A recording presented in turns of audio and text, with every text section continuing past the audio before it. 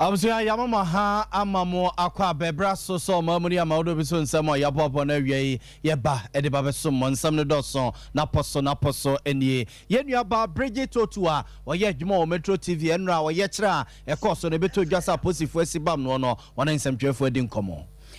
Fix the country movement penyipaya wodi won money mo kyerese kono de won bekoso da na ekobia wo mo efro mo ho say justice for Ghana e de atugya say din chochro no a abato comment say dem for chochro na obi a eka bibia wo mo emman no wo mo enu mo ya adwenye no so bekoso a akasa e de afa onkosi so mbese wo madwene Ayero kwasi prate wono so na ka se wo kire se ohia buburo ne ahokyere ye bibimaya na mu no ye hia no ye ne nemu nya 2063 na kane titre ne de ma PNC amanyoko no so IGP Dr. George Akufo Dampare obona baso ye pa dom kuma ye wo na shebe dwa fie de ato dwa kire sa na moto Ghana Police Service anrada won mutu ye for ye kire ho no entwa yi na tafo hene so esra mansan se kobaso oman no ye kekere a ye wala tu wala we so ha na we so ha na nam so moman no agina afa ne ntoma papa bi efra ebi ka we no ho ye ne nyina da baba so mo sa wia prompt braka se bonsuo na gugu pa abusuanya agro nti ba bia wokọ bia no wadaro mo aya na waya hweyi Dr. Bay ana ya kan for dia mawo abe se yan kan chiro se wade no pese opejam kakra emema na emunsom se twetwe se ka sa ya de no Dr. Bay na edi ho dwuma tano so patapa new site ho na wo afa cloud internet internet papa no kokwa dro enu ane 3 capsules 3 core capsules ebebo papa na ho atumi ato se stroke ya de ana chi obusuani bi wa mom na stroke no wachewa eye Sowas Herbal Clinic kwai na won ni hu dwuma 21st se yan kan chiro say our overseas one more junction ho ben Alpha Radio siatika ya de na fakoda no na woni hu dwuma fama afa yenko so full alignment hono mo a udro bisa se wo Tabita Clinic akoda kora edo be ko hono Azafo wenum eneto etayechi aso ya sinema ba bia wo bia no ewie yetimi abane aba so mo nsa bia ede bei wadwenche no nsusu obetimi dia fa social media platforms awodo ni nyina so am ya kenkan ede ama oko Facebook wa aha Sompa 93.1 FM ana YouTube Sompa TV Ghana meden ede nana ya obo amale bia boga wie mene akosia ejewa kode boati Azafo ensam no enchiremo enie yenua ba Bridget Otua ye Metro Television eja said ye tie ya ye bekas ye di mamono no so bisa obibi bisa na soja on de ni akwa epoto kasa na nra demonstration e course wo krapompurema ntem ekowiase abusua na emunsema akwa ebebrebe yesibam binum aposifo achechire binum edu omo asheta police station awodo a ewo krapompurema ntem no na ye nuaba Bridget Otu eka ho na eno na nsamtwefo edi nkomo achire mo se nyamia nemu nie se okase bia posifo no obi ebo no ana se bia obi epem no a na ebia watwantro ne mum yo beka ene se IGP Dr. George Akufo Dampare na owura no wadi ne ho yawo chese bibi koso o man ne mo adehia wo man ne mo ye ho kire yen kata sehia dwum de kanka ne proye ye nyina ye ne tua chese nipa kuma bi na wo man ne mo a wo mo edidie na ye ne aka soso no ekom am ya fonfon aye twintwa wo mayi mo nesa adehie ne se wo mo kaso mo tiri ho a na IGP post ye adwuma no a o se mo hwema mra ye adwuma no na mo de mra hye mo nsam nipa chese obi won mo cross wo twam o ne ya chine sibam no sibam tra chese o kire mo ba bia ento obi asum wo se de course no de nyamianim ene bonsamati ko beka kire IGP se wa fere no ho ne se we na wo de to no mo yesan wo no adwuma wa ye se IGP no ebi esu bi ma da no a ne chese wa fere kra de ama IGP ne nsam no a wo kekekeka ne nuaba Bridget Otu nchemu a wo de ema ye ni violating public order eye wa the engineer police station and na sebe so watching crofom ba man kwa go jina mpo se me protest you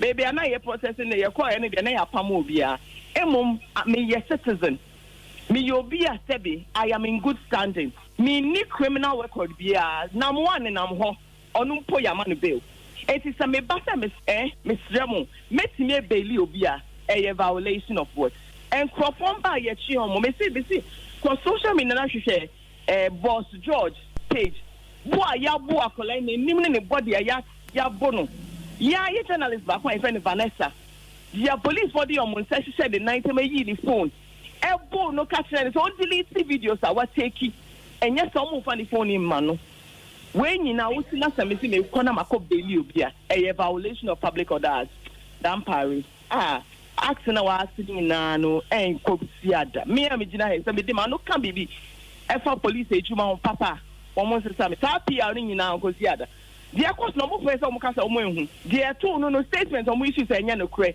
like na ma ferry am dan pari sa dia esi a yehu match no ma arrest no e de ne call yo e de ne car processes no okoyi I was only ID yi ni o ma bebre ncho man sa no mo release no now we release statement say nya no kre like omo ferry like sometimes means you need for chance would we need to wait chance like one ferry like one need conscience and don't see at the end some of the statement by for still way delete video for any ya or the statement but because of evidence there were him it's no more member 6 7 8 8 na nipa ba ko so bono e wi no more for way delete and yes I won friend na it is of saying told one journalist Vanessa so panacho even though no I former minister no friend on delete send e on be manako and it's just assemblance I was for way a Bridget to or ye Juma or Metro Television yet in Kane was here drew baby crano na chese odufie and no swingina Brino and Manan and Mama so a chakakra one said who I ya a be or DBB a bono and I say what DBB a canon and so odufie no I guess and Mama so a chakakra can say Yamia dom no and your best and they say as a cremo yeti and some cheerful intimate casa and peniful intimate casa will be intimate casa yako bia no to adia yesi democracy and a pussy for and a one bambo kasa watumra and some basa na ekoso mayimo and man some journey bia akra no atumo e wo mayimo fi say baby aye duro no ya manya Ghana no enya mienu nya miensa eye ba ko pentisi ya nsore ne ya nkase ya tire ho ne ya tenetena honom etwitwie ne di hu ehyehyeye mu a ye te honom sa ne yenyina yakwa yen ayibone. Me sure say Kwame Nkrumah will be very proud of us that we stood up and defended our democracy. Me Ghana, but first of all, and me I care about what is going on. And you're my you bet me pretend. You see, so we and it's just a winning oppressor in the world. How do you stay in the middle? Which name there? Just say me support the protest no. Let's do our main cash, which not and so who can out for new man and new boy there? You must also we NPP. And now we NDC, and now we CP answer your favor. OBA somebody. Apart from that, yeah, in Central for Yejuma, it has been under threat. And in America, look at the press index. Yeah, folia bafomokra. I remember in 2018, me call America on a scholarship, American government scholarship. As a panel, one of my presentation, na me fire pass press freedom record. Na I was proud to say it's Ghana media is be kasa it's me yes any ade. And sister, share Ada radio boy ya where we. Oh yeah, seen it two mu obai. One year he's not been normal. Stories are published and yes fake. I'm passing some more time. I didn't manipa no kind. Journalist yo mojuma nano I think it was Ghana web. Na ya rush yo so ya seize yo monyoma. Manase Azuri. For a long time there was on Johnny in free Kromuha because yes, to say be kunu. The one ya lucky Ahmed Swale. Ye kunu. Ye be seen na ye hu nimpa omukunu.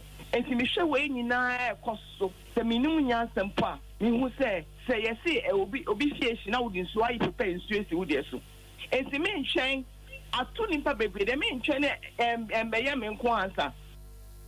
I was for you about a Bridget to any attending Kanina Yenra, where you chene coso and crapumpunaman temwa, ye better say Nipebinum, Edinensa, Edwomonsake, Kana police for Eche, Nonia Diadina or Chechen in Semono.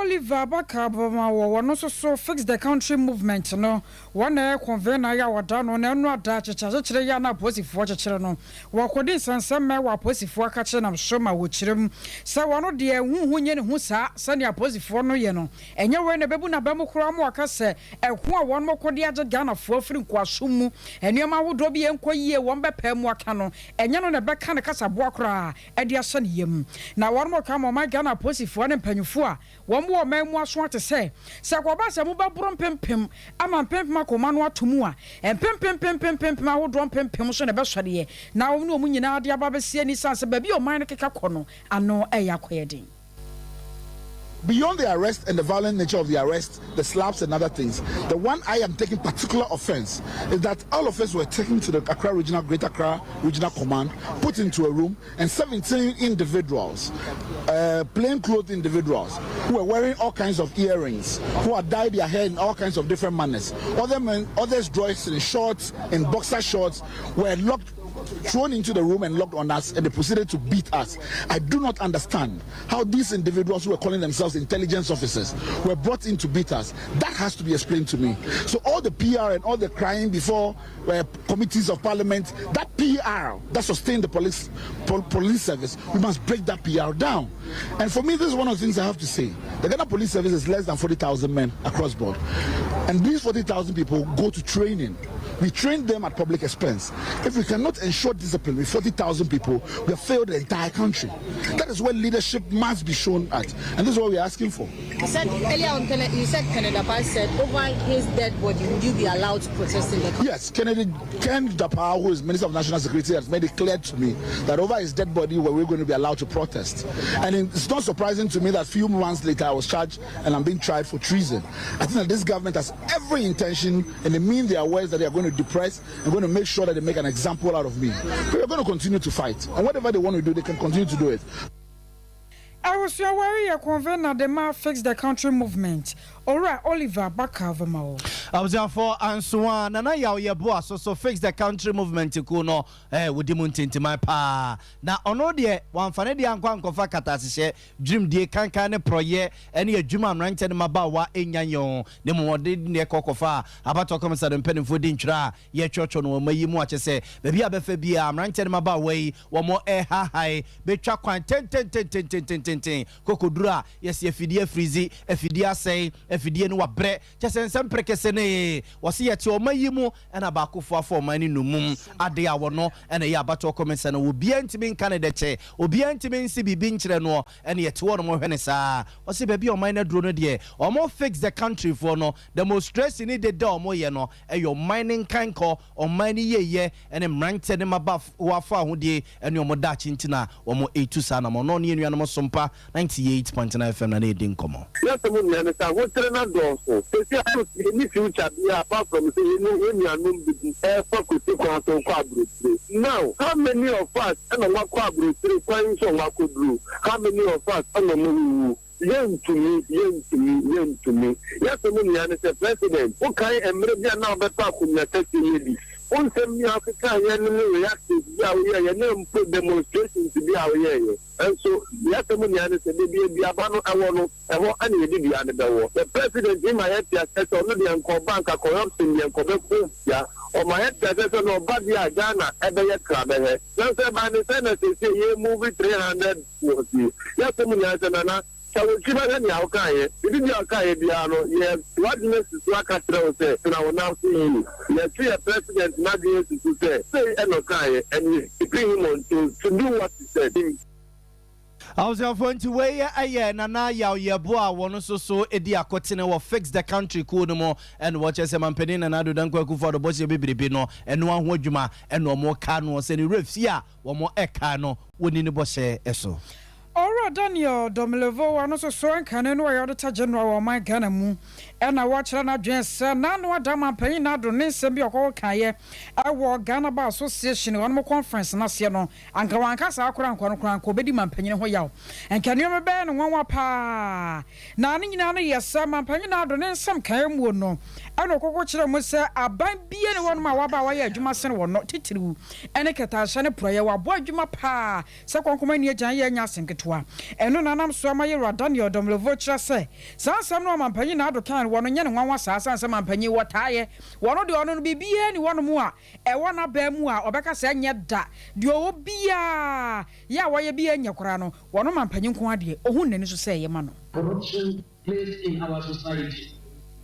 Just go to our hospitals and you will see the poor level of service delivery and the low bed syndrome is eating us as a people, and we are looking on. Let's fight. We are not angry enough. At independence, Ghana was started out ahead of Singapore and Malaysia, etc. go there and now and see. You will regret that again. This dismal performance are celebrated by our shameless leaders. They want us to hail them for this mediocre performance. I don't think we can accept this. And want the leadership of this country. That if you push us to the wall, you see the animal in us. Now, if you are a friend of the government, then you can do anything. And you can be sure that you will get away with it. But if we do that, then no one is saying anything.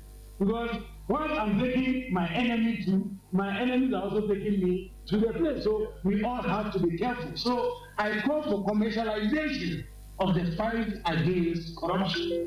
We should amend the law just as we were able to amend Article 88 to get OSP out of it. The same way we should also do and get individuals the authority to be able to maybe they may go through some recognition like licensing or registration, and they can set up a committee or a team or a firm that will investigate corruption so that immediately the Auditor General comes out with his report, they start going through, and then they list their candidates, investigate, and then go and collect the money to make something for themselves. However, a greater portion comes back to the state. I was your former Auditor General, you're Daniel Domilovu. I was on fire twice so Yagusua, Edmujina Kikri, or Yachra, a course one crapumpedemantum more enra, and my pussy for the better gas any pabed, 9 49, and a omo echichiri wunumwa, Nanke Jomoki Kankratesi and in Nankadiachi, or more Edu Makwa Kujina Cotonens, Weja, a jump phobia no binemo, and then come a course or no, na I was sending a considerable Nekan say Bailey, or more Emo Mubina, Yera Bernard Mona, and maybe a tremor no yet it's rented my PNC, Aman Yukondia to get say, and run a dread the Siumno, the course or no, IGP Dr. George Kufu Dampare, or Babona Basso Power Sinkeja, one the Akokra, one Makako Nantimua, Ehua Begi, Bia Yamai Wunum, and Tidenke Joko Bebe bidding in Numpina Kwakugu, no Namkaso walk on one, Onkoa, the mobile phone, the Kutanua, and your chinen and Nessa Jessa, or fire, or Penny Bine Jawachia, no Ebusan and Namini, and also a Jawandia, one and Nampamwa Janshi, one baby, a walk up baby, I don't know, say, hey, Nana Juko Chaka Canos in Nana Chebi, Memoir, one Amedeco, until Commodity Moa, like I say, IGP Nafreno, Sebebi, a wardrobiano, one Sanko police of Watana ye, Neso Beka Kodia Dancia, one Kodia Dancy, and Kodia Jinamo, Sepeye Domoa, Yachichi will no me a jawunum, you're a better Mona Trese, IGP, or Bonabasu was Anna Muntunua, or 2 yen hopa. Enyumre, and this I must commend the IGP. Enyumre says 6:30 to 7. Me wa na me who call, I didn't even know the person. And our friend said, well, over here, and I say me wa pan one jashin. And I say, okay, you are drinking pan wine. I said at this time of the night we don't drink pan wine. And I say, okay, I want to tell you that I'm not happy with what happened today. I have just been told and briefed.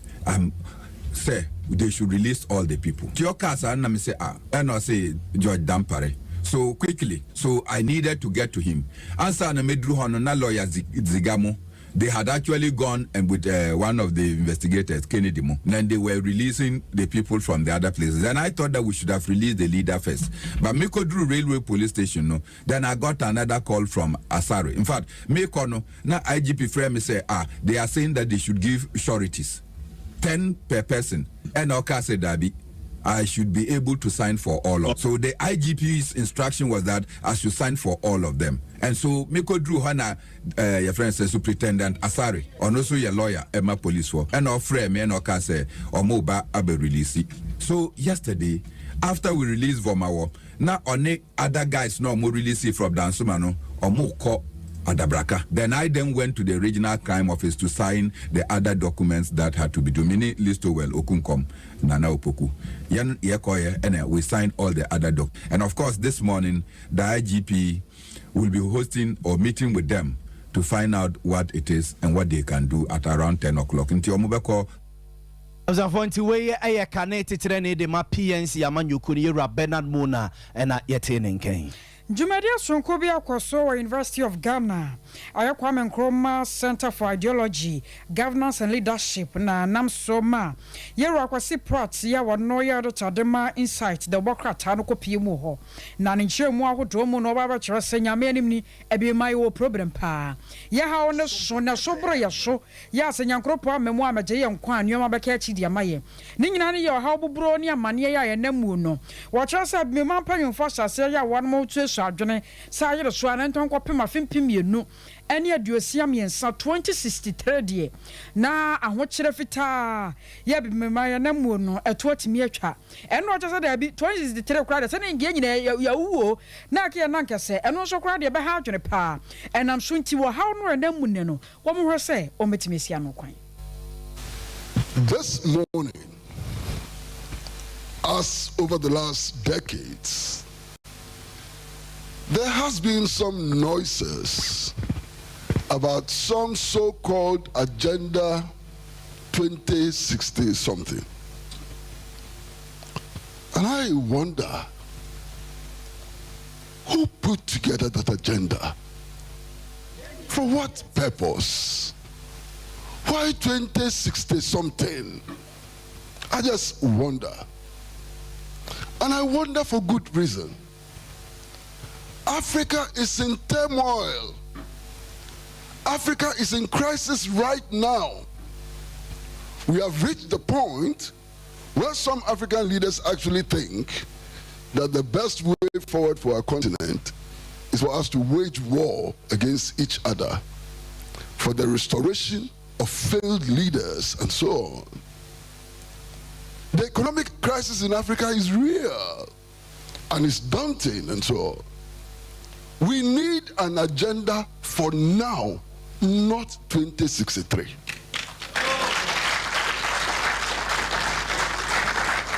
The struggles of the African people must begin now.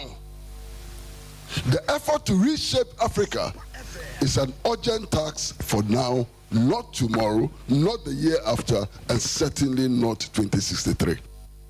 Anochi no wasanso to asochie mo sachi je bia kwaso ma Ghana kwado wote ana ne serepa MPP ni NDC we se kokko me na matu ama na kwosoro nsi buei ente sa wo sa na ma nyina ene no ehu hia bio. There's a raging war between the National Democratic Congress, largest opposition political party, and the New Patriotic Party, the governing party. And what is the war about? The war is about the producer price of cocoa. NDC says when we were in power, we did better than the NPP. We gave the cocoa farmer more than 60% of the world market price. The NPP says we have given them now 3,000, 1,000 something, and so on. We have done better than them and so on. The argument is not about the producer price of cocoa. The argument ought to be about how the cultivation of cocoa for many hundred years has benefited the African people. That is what we should be looking at. It is not about the producer price.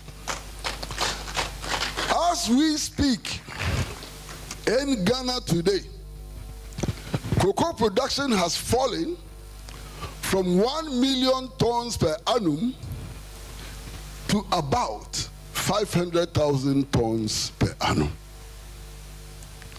Why? Why? We need to answer that question. If you pay farmers 60%, 70%, 80%, and the decline in production continues, what are you doing to the farmers? And we all know that the main problem for the fall in the production of cocoa is illegal mining. The cocoa farms are being cut down. They are being cut down on a regular basis. Farmers are not able today to buy fertilizer, to buy inputs, and to pay labor to improve their farms. So they are selling their farms to galamsey operators, and they are devastating the cocoa farms and so on. This battle over producer price is a completely useless battle which does not tackle the real problems that faces the farmer. Anyuma da sani rano wey ayeye rekwesi prato no and some for them inside the Obokrata. Now, was your ning in them, would not raspe Jenny or one raspe Fima, this year when she has about Tom Pessia or no acronoa, as I see a swap for Bediatra or him feeding Yuma and a good Huns and some Esregana this year. Say no cre or many more dinner, no cre or Tonya Yento, no crem rent and about one and ye Juma and ye, and yes, be a bino so in a new home, Omuguso or motor ton to ye, Omuguso or Modeniama e guaquum, and your best re, and it's a Ganama this year, say a penning. Kokra merewa wo bia yenya botre na yentu yebo kakra emfama abane nyese bia abane hu ene watwitwi nani ene omompɛ ho asɛm enka nneoma omu ye nyina eye sebe na ho kyerɛ atete ni atepo ya ɔman na de hye namu no omo ebefiri mu ntia Honorable Stephen Amwa Magistrate Court, railway workers, medical consultants, who mean now strike. And near my poor and movie about 300%. Now, baby, a coffee and near if you win out to woman, Jenny Humberto. Don't check. Coffee and coffee and candy. The Ben Agana, the near play a hochida. I buy this you be anti and sweet to your mocha. And it is a real few. We don't talk about that. We don't talk about that. We had a friend impaired productivity for over 22 months. In this country, impaired productivity, a natural situation, ama and Sabi and Profonti private sector, nipa over 40,000 a year COVID-19, and are buying revenue FOA in a revenue shortfall of about 11 to 12 billion. 11 to 12 billion. That's already crying. Taxes, the whole country, direct tax about 2 million, out of about 32 million years. Now, taxes is corruption from the top 2 ministers among businessmen also under declare goose. You cannot attribute that to even one particular government because a national issue will be this and send and fatana what SL. If you actually consider and sana the correct to do that. We know can say when you know what you say Kufa Banya Yama be hey, how can you say free school and yet because what you care about school fees?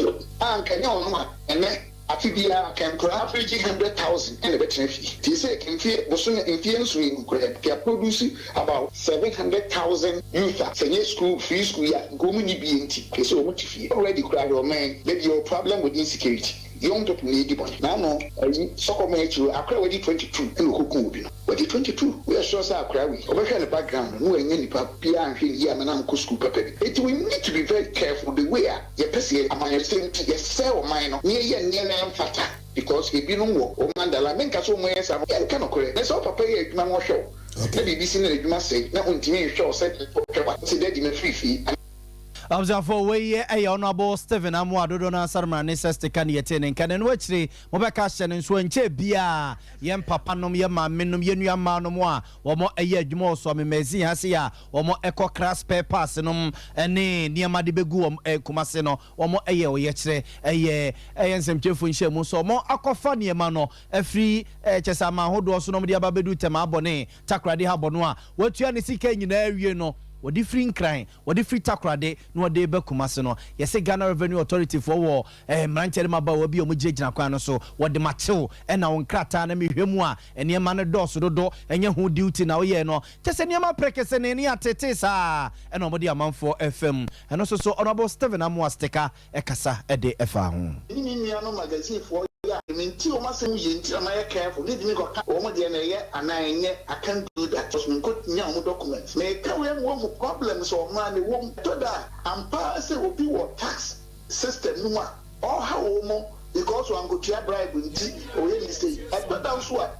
All man should before traders, businessmen and co-founders. Papa, they know what they are doing. Into one album no going forward and no, the way forward and no, and the service will be a OT and no, we are working on something that has happened. Actions, I bet money are there Ghana for and yet it says so the honors now is on SEPS immigration because the GRA. And then the finance ministry. It's a problem. And yet we are losing millions of Ghana cedis every month because of tax leakages, because of tax invasion. Intermediate, the Edin Kaya, not penny patcho, say, oh, check Maria, we have to renew our mindset. There should be mindset revolution. And when I see a Sabra, who wants Sakra, Naman Sakra, yes, the bus stops at former President, His Excellency Mahama, and now present President, His Excellency Nana Danko Kufuadua. Papa, I am because woman go into me, any of my phone, corruption also. And I'm also the phone of Musukofa near my band, almost and the declaration of a near moment, but Nana Okaya, Okofa near my band, or 30%. Okofa, no, 50%, sorry. And I cofa cast a bar, or Tesu, Obaka, or Tesu 30%. The fuel started enjoying, Oman 2 Maniama Bosu, and still people were under declaring assets. And as much as me know my again, I was not buying show me no woman. Let's say, baby, never be teaching my baby would man almost want to woman. They still say almost so more day. Almost on mine, yeah, says he can not, you want to say, yes, he declare, Yama, near Benyam Fasubu, no man of bra. And your man of call her JJ, say, yeah, because the seekers are buying be forced to go and sell bubbles here. For we honorable Stephen Amo, Yamra Smith, Obama Smith, Fima, this year, when she has over Tom Pessoa, so on